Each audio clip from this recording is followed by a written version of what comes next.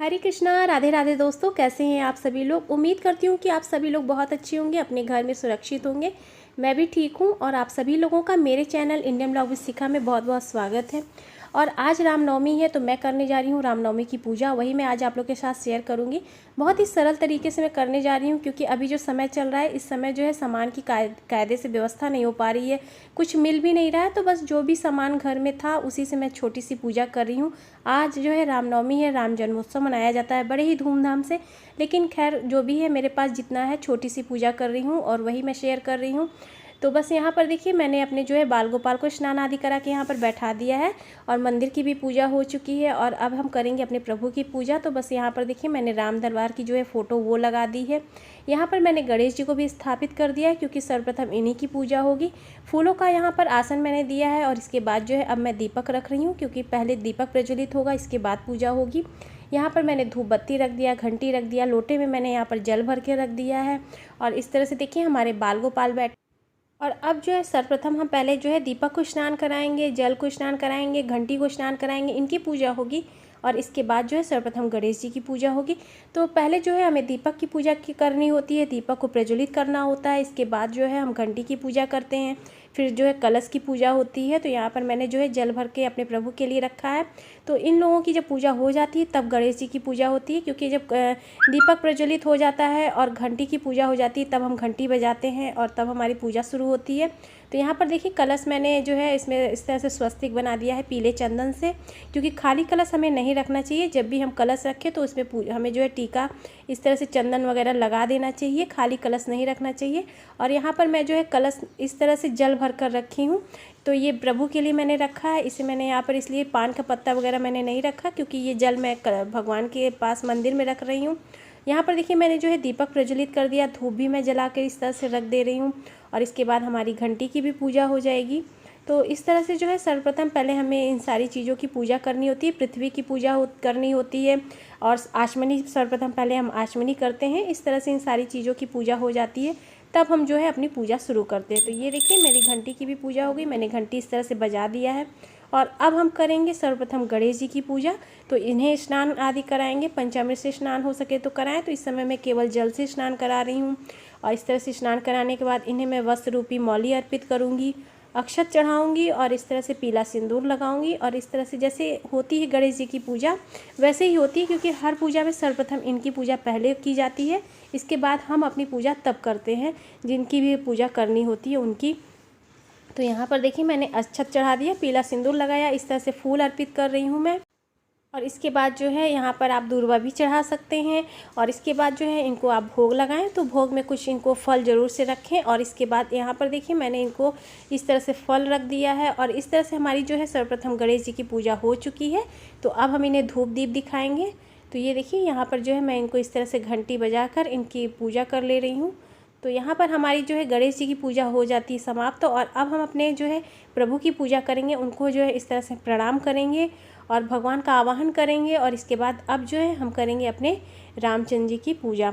तो यहाँ पर देखिए इस तरह से ये फ़ोटो भी हमारे मंदिर में हमेशा रहती है और हम लोग जो है इनकी पूजा करते हैं। और आप लोगों ने देखा होगा मेरे जो पुराने मंदिर में है तो इस तरह से इनकी फ़ोटो लगी हुई है। और यहाँ पर भी अभी इसी तरह से हम लोग इनकी पूजा करते हैं। तो बस इनको स्नान कराएंगे। तो इसके बाद इस तरह से देखिए पीले वस्त्र से मैं इनको पोंछ रही हूँ। और इसके बाद इनको मैं एक पीला वस्त्र भी पहनाऊँगी। मौली जो होता है वस्त्र रूपी मौली अर्पित करेंगे। तो यहाँ पर मैंने वस्त्र पहनाया, फिर भी मैं मौली जो है वस्त्र रूपी मौली अर्पित कर रही हूँ। जनेऊ चढ़ाऊँगी, इस तरह से इन्हें जनेऊ पहनाऊँगी। और इसके बाद जो है हो सके तो ये पूजा आप पूरे परिवार के साथ करें। मेरे लिए मैं फिर से यही कहूँगी कि इस समय मैं अकेले ही रहती हूँ तो इसलिए मैं अकेले ही पूजा कर रही हूँ। और इसके बाद जो है जितने भी फ़ोटो में बने हुए हैं सभी देवी देवता, उनको जो है हम चंदन लगाएंगे, रोली लगाएंगे और इस तरह से हम पूजा करेंगे। तो घर में आप जिनकी भी फ़ोटो रखते हैं, जिन जिन देवी देवताओं की आप फ़ोटो रखते हैं, उनकी पूजा उनके पर्व पर हमेशा करनी चाहिए और उनकी पूजा हमेशा होनी भी चाहिए। नहीं तो ऐसा नहीं कि फ़ोटो आप लगा लिए हैं और उनकी पूजा नहीं हो रही है। तो जब जिनका पर्व आता है उस समय उन्हें हमें अच्छे से करना चाहिए, धूमधाम से उनका पर्व मनाना चाहिए। अभी तो जो समय चल रहा है उसमें हम लोग किसी तरह से बस पूजा कर ले रहे हैं, यही बहुत है। क्योंकि कोई व्यवस्था नहीं हो पा रही है। तो बस ये देखिए छोटा सा माला मुझे मिल गया था, मेरे जो है आया था, तो बस उसी का इसी तरह से मैंने उनको माला अर्पित कर दिया। नहीं तो आप देखते हैं कि पूजा में बहुत बड़ी बड़ी मालाएं मिलती हैं, लेकिन इस समय जो समय है उस समय कुछ नहीं मिल पा रहा है, बड़ी दिक्कत हो जा रही है पूजा पाठ के सामान में। तो थोड़ा बहुत जो फूल था घर में उसी से मैं पूजा कर ले रही हूँ। और यहाँ पर जो है बस भाव की पूजा है, भाव से पूजा कर रही हूँ, क्योंकि ज़रूरी नहीं कि आपके पास सामान हो तभी आप बहुत विधिवत पूजा करें। आप अपने भाव से जो भी थोड़े बहुत सामान हो उससे पूजा कर सकते हैं।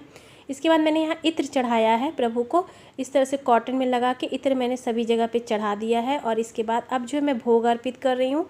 पहले मैंने फल का भोग लगाया, अब जो है मैंने आज रामनवमी है तो हमारे यहाँ जो है हलवा चना पूड़ी का भोग लगाया जाता है माता को भी। तो बस वहाँ पे मैंने मंदिर में भी भोग लगाया है और यहाँ पर मैं प्रभु को भी यही हलवा पूड़ी चना का भोग लगा रही हूँ। आज के दिन मैं जो है प्रभु को मीठे पान का भी भोग लगा रही हूँ, क्योंकि मीठे पान का भोग लगाया जाता है तो तभी हमारी पूजा होती है। और ये देखिए यहाँ पर मैंने फल फूल जो भी था भगवान की कृपा से, जो रूखा सूखा जो भी होता है बस उसी का भोग लगा दिया जाता है। ऐसा नहीं कि छोटी सी भी पूजा हो, आप मन से करें, भाव से करें। तो बस इस तरह से देखिए मैंने यहाँ पर इनको भोग अर्पित किया।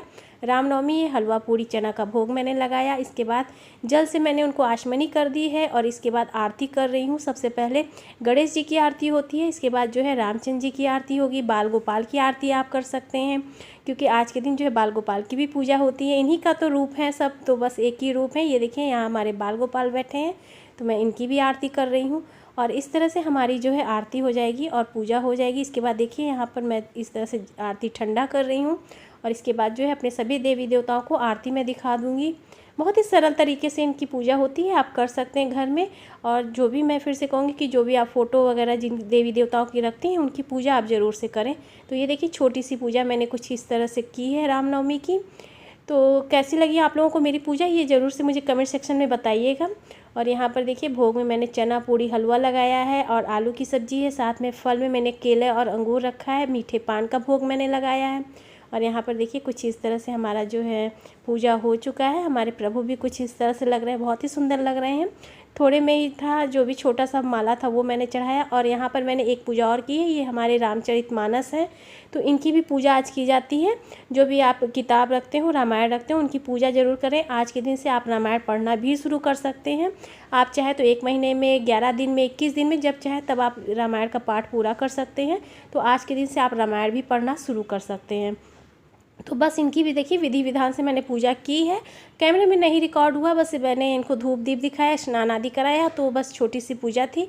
तो ये देखिए यहाँ पर मैंने जो है रामचरितमानस की भी पूजा कर ली है और इस तरह से जो है मैंने अपने मंदिर में पूजा किया है।